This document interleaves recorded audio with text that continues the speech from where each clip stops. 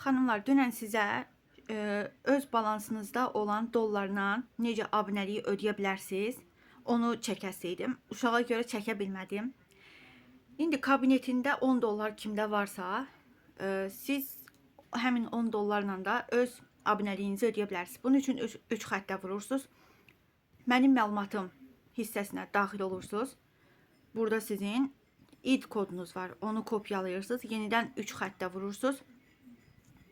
Mənim qazanclarım bölümünə daxil olursunuz. Kredit pul qabı sözünü vurursunuz. Aha. İD olan yerə həmin ID kodu yapışdırırsınız. Baxın, burada heç nəyə toxunmursunuz. Elə bu qalsın. Üzvlük ödəməkdən davam eti vurursunuz. Burada ən aşağı keçirsiniz. Aylıq üzvlük sözünü vurursunuz. Bunu seçirsiniz. Davam eti vurursunuz.